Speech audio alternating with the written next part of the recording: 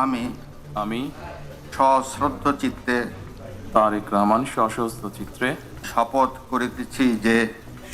করিতেছি যে আমি আইন অনুযায়ী সরকারের প্রধানমন্ত্রী পদের কর্তব্য বিশ্বস্ততার সহিত পালন করিব। প্রধানমন্ত্রী তারেক রহমানের নেতৃত্বে নতুন সরকারের যাত্রা শুরু। 49 মন্ত্রী প্রতিমন্ত্রীকে নিয়ে পুরো মন্ত্রী পরিষদ গঠন, অভিজ্ঞদের সঙ্গে 40 নতুন মুখ। শহীদের রক্তের উপর দাঁড়িয়ে এই নতুন সংসদ তৈরি হয়েছে। চ্যালেঞ্জ আছে, আমরা চ্যালেঞ্জ নিতেও জানি। সবাই ইনশাআল্লাহ একনিষ্ঠভাবে কাজ করবেন জনাব তারেক রহমানের নেতৃত্বে। আমি সংবিধান সংস্কার পরিষদ সদস্য হিসাবে সশ্রদ্ধ চিত্তে শপথ করিতেছি যে এমপি ও সংবিধান সংস্কার পরিষদের সদস্য হিসেবে 11 দলীয় জোটের নির্বাচিতদের শপথ। ডাক্তার শফিকুর রহমান হলেন বিরোধী দলের নেতা। আমি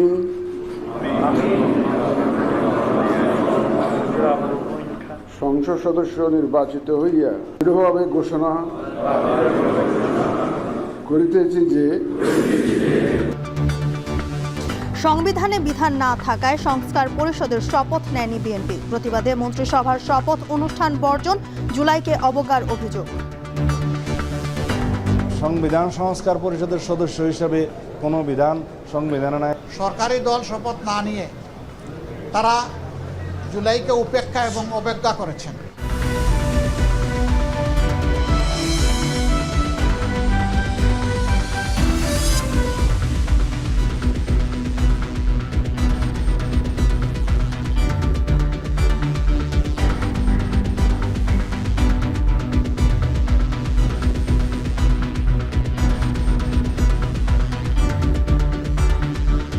স্বাগত এখন সন্ধ্যায়। পুরো আয়োজন আপনাদের সঙ্গে আছে আমরা দুজন, আমি জানসিন জুথিকা এবং আমি উজ্জ্বল হাফিজ। প্রধানমন্ত্রী তারেক রহমানের নেতৃত্বে যাত্রা শুরু হলো নতুন সরকারের। প্রথা ভেঙে এবার মন্ত্রিসভার শপথ অনুষ্ঠিত হয় জাতীয় সংসদ ভবনের দক্ষিণ প্লাজায়। শপথ পড়ান রাষ্ট্রপতি মোহাম্মদ শাহাবুদ্দিন। আরও জানাচ্ছেন তানজিলা খান মিম। 17 বছর পর দেশে ফিরে 54তম দিনেই প্রধানমন্ত্রীর পালক পেলেন বিএনপি চেয়ারম্যান তারেক রহমান। বাবা মায়ের পর তারেক রহমানও পরম্পরায় সরকার প্রধানের দায়িত্ব নিলেন। বাংলাদেশের ইতিহাসে প্রথমবারের মতো মন্ত্রিপরিষদ খোলা প্রান্তরে শপথ নিল। ব্যতিক্রমী এই আয়োজনে ত্রয়োদশ জাতীয় সংসদের নেতা তারেক রহমানের আসন ছিল রাষ্ট্রপতি মোহাম্মদ শাহাবুদ্দিনের পাশে। তারেক রহমান সশস্ত্র চিত্রে শপথ করিতেছি যে শুরুতে প্রধানমন্ত্রী হিসেবে শপথ নেন তারেক রহমান। যে সকল বিষয় আমার বিবেচনার জন্য আনিত হইবে বা যে সকল বিষয় পরে রাষ্ট্রপতির হাতে গোপনীয়তার শপথও পাঠ করেন নবনির্বাচিত এই সরকার প্রধান। ভাবে আমার কর্তব্য পালনের 2001 সাল থেকে দলে সক্রিয় অংশগ্রহণ, দীর্ঘ 17 বছরের নির্বাসিত জীবন এবং কণ্টকাকীর্ণ রাজনৈতিক পথ মারিয়ে আনুষ্ঠানিকভাবে নতুন সরকারের প্রধানমন্ত্রী হিসেবে দায়িত্ব গ্রহণ করলেন তারেক রহমান। কুশল ও শুভেচ্ছা বিনিময় করেন রাষ্ট্রপতি সহ সাবেক অন্তর্বর্তী সরকার, বিভিন্ন রাজনৈতিক দলের নেতা ও বিদেশি অতিথিদের সঙ্গে। এবারই প্রথম মন্ত্রিসভার সদস্য হলেন প্রধানমন্ত্রী তারেক রহমান। এসেই মন্ত্রী হিসেবে দক্ষতা, অভিজ্ঞতা এবং তারুণ্যের মিশেলে সবার আগে বাংলাদেশ স্লোগানকে সামনে রেখেই দেশ গড়ার পরিকল্পনা নবনির্বাচিত এই প্রধানমন্ত্রীর। আমি আইন অনুযায়ী জুলাইয়ে ছাত্র জনতার আত্মত্যাগ, গণ অভ্যুত্থানের স্মৃতি, জুলাই সনদ স্বাক্ষর এবং সাবেক প্রধানমন্ত্রী বেগম খালেদা জিয়ার জানাজা সহ সম্প্রতি বেশ কিছু ঐতিহাসিক প্রেক্ষাপট বিবেচনায় স্বাধীন বাংলাদেশের ইতিহাসে 55 বছরে এবারই প্রথম বঙ্গভবনের দরবার হল থেকে বেরিয়ে জাতীয় সংসদ ভবনের দক্ষিণ প্লাজায় শপথ নিলেন দেশের 11তম প্রধানমন্ত্রী তারেক রহমান। দলের কান্ডারি থেকে এবার তিনি হয়ে উঠলেন দেশের কান্ডারি। তাই তো জনমানুষের আকাঙ্ক্ষা এখন তার কাছে এই সংসদেই তার নেতৃত্বে বলিষ্ঠ কণ্ঠে উচ্চারিত হবে দেশের মানুষের কথা। তানজিলা খান মিম, এখন, ঢাকা। প্রধানমন্ত্রী হিসেবে তারেক রহমান শপথ নেয়ার পর নতুন মন্ত্রিসভার শপথ নেয়। এবারের ৪৯ সদস্যের মন্ত্রিসভায় ৪০ জনই নতুন মুখ। বিএনপির প্রবীণ নেতা মির্জা ফখরুল, আমির খসরু, সালাউদ্দিন আহমেদের পাশাপাশি নতুন হিসেবে আছেন এম রাশিদুজ্জামান মিল্লাত, অনিন্দ ইসলাম অমিত, শামা ওয়াবেদ সহ জোট সঙ্গীরা। বিস্তারিত রাজু আহমেদের প্রতিবেদনে। বসন্তের প্রথমার্ধে ভোটের লড়াই শেষে ২/৩ সংখ্যাগরিষ্ঠতা নিয়ে বিএনপির নেতৃত্বে ১০ দলীয় জোটের সরকার গঠন। ফাগুনের দক্ষিণ হাওয়ায় খোলা আকাশের নিচে প্রথমবারের মতো শপথ নিল দেশের কোনো প্রধানমন্ত্রী ও মন্ত্রী পরিষদের সদস্যরা। ত্রয়োদশ জাতীয় সংসদের ভোটের মাঠ, ভোটের দিন কিংবা ফলাফল যেমন ছিল আলোচনায়, তেমনি বিএনপির মন্ত্রী পরিষদও আলোচনায়। প্রথমবার সংসদ সদস্য নির্বাচিত হয়েই প্রধানমন্ত্রী কিংবা মন্ত্রিত্ব পাওয়াদের তালিকা ঘিরে বিএনপি নেতৃত্বাধীন নতুন সরকারের মন্ত্রিসভায় স্থান পেয়েছে ৪৯ জন। এর মধ্যে গুটি কয়েকজন পূর্বের মন্ত্রীর দায়িত্ব পালন করলেও সাংসদ, একই সঙ্গে মন্ত্রী হিসেবে নতুন মুখই বেশি। প্রধানমন্ত্রী হিসেবে শপথ নেওয়া বিএনপি চেয়ারম্যান তারেক রহমানও সে তালিকায় নবীন। এবারের মন্ত্রিপরিষদে স্থানীয় সরকার, পল্লী উন্নয়ন ও সমবায় মন্ত্রণালয়ের দায়িত্ব পাওয়া মির্জা ফখরুল ইসলাম আলমগীর, অর্থ মন্ত্রণালয় এবং পরিকল্পনা মন্ত্রণালয়ের আমির খসরু মাহমুদ চৌধুরী, স্বরাষ্ট্র মন্ত্রণালয়ের সালাউদ্দিন আহমদ, বিদ্যুৎ জ্বালানি ও খনিজ সম্পদ মন্ত্রণালয়ের ইকবাল হাসান মাহমুদ, মুক্তিযুদ্ধ বিষয়ক মন্ত্রণালয় হাফিজউদ্দিন আহমেদ বীর বিক্রম, দুর্যোগ ব্যবস্থাপনা ও ত্রাণ মন্ত্রণালয় আসাদুল হাবিব দুলু ও শিক্ষা মন্ত্রণালয় এবং প্রাথমিক ও গণশিক্ষা মন্ত্রণালয়ের দায়িত্ব পাওয়া আনাম এহসানুল হক মিলন এর আগে মন্ত্রীর দায়িত্ব পালন করলেও ২৫ জন মন্ত্রীর মধ্যে ১৬ জনেই নতুন মুখ। এদিকে প্রতিমন্ত্রী হিসেবে শপথ নেওয়া ২৪ জনেই মন্ত্রী হিসেবে নতুন মুখ। রাজু আহমেদ, এখন, ঢাকা।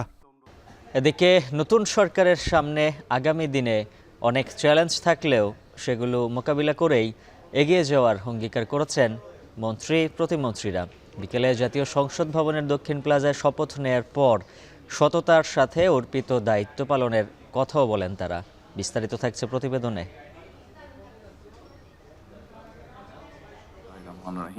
২৪শে জুলাই অভ্যুত্থানের পর নতুন বাংলাদেশের গণতান্ত্রিক অভিযাত্রায় এক নতুন অধ্যায়ের সূচনা। আমি আইন অনুযায়ী ত্রয়োদশ জাতীয় সংসদের প্রধানমন্ত্রী হিসেবে শপথ নিয়েছেন বিএনপি চেয়ারম্যান তারেক রহমান। এর মধ্য দিয়ে প্রায় ২ দশক পর আবারও রাষ্ট্র পরিচালনায় বাংলাদেশ জাতীয়তাবাদী দল বিএনপি। প্রথা ভেঙে বঙ্গভবনের পরিবর্তে এবার মন্ত্রিসভার শপথ অনুষ্ঠানের আয়োজন করা হয় জাতীয় সংসদ ভবনের দক্ষিণ প্লাজায়। মঙ্গলবার বিকেলে প্রধানমন্ত্রী পদে তারেক রহমানের শপথের পর মন্ত্রিপরিষদের সদস্যদের শপথ অনুষ্ঠিত হয়। শপথ শেষে জুলাই আকাঙ্ক্ষা ধারণ করে নতুন বাংলাদেশ গড়ার অঙ্গীকারের কথা জানান তারা। আমি কোনো কিছুকে চ্যালেঞ্জ হিসেবে নিতে চাই না, আমি চাই দায়িত্ব হিসেবে নিতে। আল্লাহ যেই আমাকে যে দায়িত্ব দিয়েছেন, এই দায়িত্ব আমি এমনভাবে পালন করব আল্লাহর কাছে যেন জবাবদিহি করতে না হয়। যে কোনো মূল্যে সেটা আমরা সততার সাথে, স্বচ্ছতার সাথে করতে সক্ষম হব। চ্যালেঞ্জ আছে, আমরা চ্যালেঞ্জ নিতেও জানি। ১৭ বছরের চ্যালেঞ্জ নিয়েছি, রাষ্ট্র বিনির্মাণ করার চ্যালেঞ্জ। আমরা আশা করি যে এখানে বিরোধী দল প্রত্যেকেই তাদের সমালোচনা, তাদের ভিন্ন পজিশন নিয়েই কিন্তু একটা অভিন্ন কার্যকর পন্থার মধ্যে আসবেন, চর্চার মধ্যে আসবেন, যেটার মধ্যে দিয়ে আমরা বাংলাদেশকে সত্যিকার অর্থে একটা গণতান্ত্রিক জায়গায় নিতে পারবো। এ সময় নতুন বাংলাদেশে সাধারণ মানুষের অধিকারের জন্য কাজ করার প্রত্যয়ের পাশাপাশি শিক্ষা, যাতায়াত সহ নারী উন্নয়নে কাজ করার ইচ্ছা প্রকাশ করেন মন্ত্রিসভার সদস্যরা। দেশের দুর্নীতি আমরা নির্মূল করতে পারি, আমরা যেন অর্থনীতির, শিক্ষা, স্বাস্থ্য সকল বিষয়ে আমরা কাজ করতে পারি, সেই দিকে আমরা এগোচ্ছি। উনি জিরো টলারেন্সের কথা বলেছেন। সব ক্ষেত্রে সার্বিক কল্যাণ, স্বাস্থ্য, খাদ্য, চিকিৎসা, যুবকদের কর্মসংস্থান, মহিলাদের অর্থসংস্থানের সুযোগ সবকিছু উনি আপনার ৩১ দফার মধ্যে রয়েছে। এই মন্ত্রিসভা এবং এই সংসদ আমাদের জাতীয়তাবাদী জোটের যারা আছেন সবাই ইনশাআল্লাহ একনিষ্ঠভাবে কাজ করবেন জনাব তারেক রহমানের নেতৃত্বে প্রত্যেকটা প্রত্যাশা পূরণ করা। বিএনপি ও শরিক দলের নেতাদের অংশগ্রহণে এবারের মন্ত্রিসভা হওয়ায় খুশি অনেকেই। আমরা সকলে বলছি আমাদের কোনো প্লট প্রয়োজন নাই, আমাদের দেশবাসীর সেবা করা দরকার। ল অ্যান্ড অর্ডার যেভাবে করে ডিটেরিয়েট করেছিল, আমরা যদি ওটাকে ঠিক রাখতে পারি, আমার মনে হয় যে আলহামদুলিল্লাহ সামনের ভবিষ্যতে সরকার ঠিক মতো চালাতে পারবে দেশ। তৌহিদুল তারেক, এখন, ঢাকা। এর আগে শপথ নেন ত্রয়োদশ জাতীয় সংসদে নির্বাচিত 297 জন সংসদ সদস্য। সকালে জাতীয় সংসদ ভবনে তাদের শপথ পড়ান প্রধান নির্বাচন কমিশনার AMM নাসির উদ্দিন। তবে বিধান না থাকায় সংবিধান সংস্কার পরিষদের সদস্য হিসেবে শপথ নেয়নি বিএনপি। পরে সংসদীয় দলের সভায় সংসদ নেতা নির্বাচিত হন তারেক রহমান। এদিকে জামায়াত ও এনসিপির 77 জন দুটি পদের জন্যই শপথ নিয়েছেন। বিস্তারিত জাওয়াদ মাহমুদের প্রতিবেদনে। বিএনপির নির্বাচিত সংসদ সদস্যদের এই শপথের মধ্য দিয়ে যাত্রা শুরু করল 13তম জাতীয় সংসদ। প্রধান নির্বাচন কমিশনার শপথ গ্রহণ কক্ষে শপথ পড়ান সংসদ সদস্যদের। বিএনপি চেয়ারম্যান তারেক রহমানের নেতৃত্বে শপথ গ্রহণে অংশ নেন বিএনপির সংসদ সদস্যরা। শপথ গ্রহণের পর সংসদীয় দলের সভা করে দলের চেয়ারম্যান তারেক রহমানকে সংসদ নেতা নির্বাচিত করেন বিএনপির সংসদ সদস্যরা। এই সাদাটাতে আমরা দস্তখত করব। তবে বিদ্যমান সংবিধানে গণভোটে উল্লেখিত সংবিধান সংস্কার পরিষদের শপথ নেয়ার বিধান নেই জানিয়ে দ্বিতীয় শপথ থেকে বিরত থাকে বিএনপি। গণভোটের রায় অনুযায়ী সংবিধান সংস্কার পরিষদ গঠিত হলে সেটা সংবিধানে আগে ধারণ করতে হবে এবং সংবিধান সংস্কার পরিষদের সদস্যকে কে শপথ নেয়াবেন সেটা বিধান করতে হবে। এবং এরপরেই বিরোধী দল হিসেবে ডাক্তার শফিকুর রহমানের নেতৃত্বে শপথ নেয় জামায়াতে ইসলামী। এনসিপি সহ অন্যান্য স্বতন্ত্র সংসদ সদস্যরা প্রধান নির্বাচন কমিশনারের কাছে শপথ গ্রহণ করেন। এখন আপনাদেরকে শপথ বাক্য সংসদ সদস্য হিসেবে শপথ গ্রহণের পাশাপাশি সংবিধান সংস্কার পরিষদেও শপথ নেয় জামায়াত এনসিপি। গণমাধ্যমে জামায়াত আমির বলেন, সংবিধান সংস্কার পরিষদে শপথ না নিয়ে জুলাইকে উপেক্ষা ও অবজ্ঞা করেছে বিএনপি। সরকারি দল শপথ না নিয়ে তারা জুলাইকে উপেক্ষা এবং অবজ্ঞা করেছেন। এতে জন আকাঙ্ক্ষার বিপরীতে তাদের অবস্থান বলে আমরা মনে করি। সংস্কারের বিপরীতে তাদের এই অবস্থান স্পষ্ট। যদিও তারা ব্যাখ্যায় বলেছেন যে সংসদ বসে তারপরে প্রভিশন ক্রিয়েট করে এটা তারা দেখবেন, আমরা এটা দ্রুত দেখতে চাই। শপথ অনুষ্ঠান শেষে 11 দলীয় জোটের বৈঠকে বিরোধী দলের প্রধান নির্বাচিত হন জামায়াত আমির ডাক্তার শফিকুর রহমান, আর দলটির নায়েবে আমির ডাক্তার সৈয়দ আবদুল্লাহ মোহাম্মদ তাহের হন বিরোধী দলীয় উপনেতা। এছাড়া বিরোধী দলের হুইপ হিসেবে দায়িত্ব পেয়েছেন জাতীয় নাগরিক পার্টির আহ্বায়ক নাহিদ ইসলাম। ঐতিহাসিক এ শপথের মধ্য দিয়ে দেশ স্থায়ী গণতান্ত্রিক অভিযাত্রার মধ্য দিয়ে যেমন যাবে, তেমনি শপথ গ্রহণ নিয়ে সরকারি ও বিরোধী দলের ভিন্ন অবস্থানে জটিলতার শঙ্কা থেকে গেল। এই সংসদ ভবনে যারা শপথ নিয়েছেন প্রত্যেকের দেয়া প্রতিশ্রুতির পূর্ণাঙ্গ বাস্তবায়নের প্রত্যয় ব্যক্ত করেছেন সংসদ সদস্যরা। এবং শপথ গ্রহণ পূর্ব সংবিধান সংস্কার পরিষদের শপথ নিয়ে সরকারি দল ও বিরোধী দলের মধ্যে যেই মতভেদ দেখা দিয়েছে তাতে স্পষ্ট হচ্ছে আগামী দিনের সংসদ একটি প্রতিদ্বন্দ্বিতামূলক সংসদ হতে যাচ্ছে। কতটা কার্যকর এবং প্রতিদ্বন্দ্বিতামূলক হতে যাচ্ছে সেটি দেখতে অপেক্ষা করতে হবে আগামী দিনের সংসদ অধিবেশনগুলো। জাতীয় সংসদ ভবন থেকে জাওয়াদ মাহমুদ, এখন। তারেক রহমানের নেতৃত্বাধীন নতুন সরকারের 49 সদস্যের মন্ত্রিসভায় জায়গা পেলেন 3 নারী সংসদ সদস্য। কে কোন মন্ত্রণালয়ের দায়িত্ব পেলেন তা জানাচ্ছেন তৌহিদুল তারেক। গঠন হলো প্রধানমন্ত্রী তারেক রহমানের 49 সদস্যের মন্ত্রিপরিষদ। এর মধ্যে 25 জন মন্ত্রী ও 24 জন প্রতিমন্ত্রী। এই মন্ত্রিসভায় আছেন 3 নারী। তারা হলেন আফরোজা খানম রিতা, ফারজানা শারমিন পুতুল ও শামা ওবায়েদ। আফরোজা খানম রিতা পূর্ণাঙ্গ মন্ত্রী হিসেবে শপথ নিলেও ফারজানা পুতুল ও শামা ওবায়েদ প্রতিমন্ত্রী হিসেবে দায়িত্ব পেয়েছেন। ত্রয়োদশ জাতীয় সংসদ নির্বাচনে মানিকগঞ্জ 3 আসনে নিকটতম প্রতিদ্বন্দ্বীর চেয়ে লক্ষাধিক ভোটের ব্যবধানে বিজয়ী হন আফরোজা খানম রিতা। বিএনপির চেয়ারপারসনের উপদেষ্টা মণ্ডলীর সদস্য এবং জেলা বিএনপির আহ্বায়ক রিতা প্রয়াত শিল্পপতি ও সাবেক মন্ত্রী হারুনুর রশিদ খান মুন্নুর কন্যা। তাকে বেসামরিক বিমান পরিবহন ও পর্যটন মন্ত্রণালয়ের দায়িত্ব দেওয়া হয়েছে। অন্যদিকে নাটোর 1 আসনে প্রথম নারী ও সর্বকনিষ্ঠ সংসদ সদস্য ফারজানা শারমিন পুতুল রাজশাহী বিভাগে এবারের নির্বাচনে একমাত্র বিজয়ী নারী প্রার্থী। মহিলা ও শিশু বিষয়ক মন্ত্রণালয় এবং সমাজ কল্যাণ মন্ত্রণালয়ের প্রতিমন্ত্রী হিসেবে দায়িত্ব পালন করবেন তিনি। সাবেক মন্ত্রী ফজলুর রহমান পটলের উত্তরসূরি তিনি। বিএনপি নেত্রী শামা ওবায়েদ জয়ী হয়েছেন ফরিদপুর 2 আসন থেকে। বিএনপির প্রভাবশালী সাবেক মহাসচিব KM ওবায়দুর রহমানের এই উত্তরসূরি দায়িত্ব পালন করবেন পররাষ্ট্র মন্ত্রণালয়ের প্রতিমন্ত্রী হিসেবে। তৌহিদুল তারেক, এখন, ঢাকা। ত্রয়োদশ জাতীয় সংসদ নির্বাচনের মন্ত্রিপরিষদের শপথ অনুষ্ঠান দেশের সব জেলায় জায়ান্ট স্ক্রিনে উপভোগ করেছেন সাধারণ মানুষ। তথ্য অফিসের পক্ষ থেকে এই আয়োজন করা হয়। সহকর্মীদের পাঠানো তথ্য ও ছবি নিয়ে প্রতিবেদন। চট্টগ্রামে তথ্য অফিসের পক্ষ থেকে বড় স্ক্রিনে বিকেল 4টায় নগরীর পুরাতন রেল স্টেশনের সামনে মন্ত্রিপরিষদের শপথ অনুষ্ঠান সরাসরি দেখানো হয়। এ সময় নতুন মন্ত্রিপরিষদের কাছে দেশের সামগ্রিক উন্নয়নের প্রত্যাশার কথা জানান সাধারণ মানুষ। বিশেষ করে চট্টগ্রাম থেকে যারা মন্ত্রী হয়েছেন তারা বন্দর নগরীকে সত্যিকারের বাণিজ্যিক রাজধানী হিসেবে গড়ে তুলবেন এমন আশাবাদ ব্যক্ত করেন তারা। আইন শৃঙ্খলা এবং জলবায়ুর যে কাজকামগুলো এবং আমাদের শিল্পনগর সেটাকে আরো সুন্দরভাবে ঢালাভাবে সাজাবার জন্য সুন্দর লাগছে। নোয়াখালীতে যেগুলো দিচ্ছে এগুলো ভালো লাগছে এবং চট্টগ্রাম এটাও ভালো লাগছে। বরিশাল বিএনপি অফিসের সামনেও বড় স্ক্রিনে শপথ গ্রহণ অনুষ্ঠান দেখানো হয়। স্থানীয়দের প্রত্যাশা নতুন মন্ত্রিসভার হাত ধরেই আসবে উন্নয়নের জোয়ার। বিগত দিনের ফ্যাসিবাদ সরকারের সমস্ত কর্মকাণ্ডের বিচার তারা আওতায় আনতে পারবেন। ত্রয়োদশ জাতীয় সংসদ নির্বাচনের পরবর্তী যে শপথ গ্রহণ অনুষ্ঠান অনুষ্ঠিত হচ্ছে সেটি দেখানো হচ্ছে, সরাসরি সম্প্রচার করা হচ্ছে জেলা তথ্য অফিস বরিশালের পক্ষ থেকে।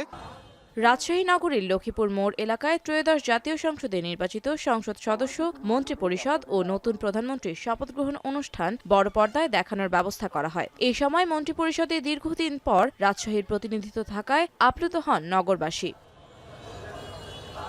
সারা দেশের মতো সিলেটেও মন্ত্রিসভার শপথ অনুষ্ঠান উপভোগ করতে বিকেল 4টায় নগরের সিটি কর্পোরেশনের সামনে জড়ো হন হাজারো মানুষ। সিলেট অঞ্চল থেকে 2 জন পূর্ণমন্ত্রীর শপথ নেয় উচ্ছ্বসিত সিলেটবাসী। তাদের প্রত্যাশা দীর্ঘ 1.5 দশক উন্নয়ন বঞ্চিত থাকা সিলেটে নতুন সরকারের মাধ্যমে এবার লাগবে পরিবর্তনের হাওয়া। সামনে যে দেশটা অনেক সুন্দরভাবে নিয়ে যেতে পারেন অপু প্রত্যাশা। জনগণের চলাফেরাতে যাতে সুবিধা হয়, দেশের যাতে উন্নতি হয়, এটাই আমরা প্রত্যাশা। এদিকে ময়মনসিংহ টাউন হল মোড়ে বড় পর্দায় শপথ অনুষ্ঠান উপভোগ করে সাধারণ মানুষ। প্রতিমন্ত্রী হিসেবে ময়মনসিংহ 9 আসন ও ময়মনসিংহ 3 আসনে সংসদ সদস্য মন্ত্রিসভায় স্থান পাওয়ায় উচ্ছ্বসিত ময়মনসিংহবাসী। এছাড়াও সারা দেশের বিভিন্ন জেলায় বড় স্ক্রিনে শপথ গ্রহণ অনুষ্ঠান প্রচার করা হয়। আফটান অপসরা, এখন। ত্রয়োদশ জাতীয় সংসদ নির্বাচনের সঙ্গে অনুষ্ঠিত গণভোটের বৈধতা চ্যালেঞ্জ ও ফল বাতিল চেয়ে হাইকোর্টে রিট দায়ের করা হয়েছে। মঙ্গলবার সুপ্রিম কোর্টের আইনজীবী এবিএম আতাউল মজিদ তৌহিদ জনস্বার্থে রিট দায়ের করেন। প্রধান নির্বাচন কমিশনার, মন্ত্রিপরিষদ সচিব, আইন সচিবকে রিটে বিবাদী করা হয়। আগামী সপ্তাহে বিচারপতি ফাতেমা নজিবের নেতৃত্বাধীন হাইকোর্ট বেঞ্চে রিট আবেদনটির ওপর শুনানি হতে পারে। এবারে রমজান জুড়ে কার্ড ছাড়া অতিরিক্ত 35 লাখ পরিবারের কাছে টিসিবির পণ্য বিক্রি করা হবে বলে জানিয়েছেন বিদায়ী বাণিজ্য উপদেষ্টা শেখ বশিরউদ্দিন। রমজান উপলক্ষে টিসিবির ভ্রাম্যমাণ ট্রাক সেল কার্যক্রমের উদ্বোধন করে উপদেষ্টা বলেন, সমাজের পিছিয়ে পড়া মানুষের জন্য টিসিবির এই উদ্যোগ। এ সময় টিসিবি চেয়ারম্যান বলেন, দেশে 1 কোটি নিম্ন আয়ের পরিবারের কাছে সুলভ মূল্যে পণ্য সরবরাহ করা হচ্ছে। 64 জেলায় একযোগে কার্ডধারী সহ ট্রাক সেলের মাধ্যমে পণ্য বিক্রি হচ্ছে বলেও জানান তিনি। এ সময় প্রতি কেজি চিনির মূল্য 80 টাকা, মসুর ডাল 70 টাকা, ছোলা 60 টাকা, খেজুর 160 টাকা ও প্রতি লিটার তেল 115 টাকা দরে বিক্রি করা হয়। নৈমিত্তিক যে আমরা কাজটা করে থাকি, প্রতি মাসের বিক্রয় কার্যক্রমের পাশাপাশি ট্রাক সেলের মাধ্যমে সারা দেশব্যাপী আমরা এই রমজান উপলক্ষে 5টি পণ্য বিক্রয় কার্যক্রম গ্রহণ করি 64 জেলায়। সংগ্রহ নীতিমালার উদারীকরণের ফলে এবং তাদের বিপণন ব্যবস্থার স্বচ্ছতার কারণে এই ধারা চলমান থাকলে আগামী 4 থেকে 5 বছরে টিসিবি যে বছরে 4 থেকে 5,000 কোটি টাকার ভর্তুকি দিত, এই টাকার আর প্রয়োজন হবে না। খেলার খবর, টি-20 বিশ্বকাপের সুপার 8 নিশ্চিত করল জিম্বাবুয়ে। আর 2009 সালের পর আবারও গ্রুপ পর্ব থেকে বাদ পড়ার লজ্জার ইতিহাস সঙ্গী হলো মাইটি অজিরা। ম্যাচ বৃষ্টির কারণে পরিত্যক্ত হওয়া আয়ারল্যান্ড এর পয়েন্ট ভাগাভাগিতে ছিটকে পড়ে অস্ট্রেলিয়া। গ্রুপ পর্বের প্রথম ম্যাচে ওমানকে বড় ব্যবধানে হারানোর পর দ্বিতীয় ম্যাচে অস্ট্রেলিয়াকে হারিয়ে টি-20 বিশ্বকাপে দুর্দান্ত শুরু করেছে জিম্বাবুয়ে।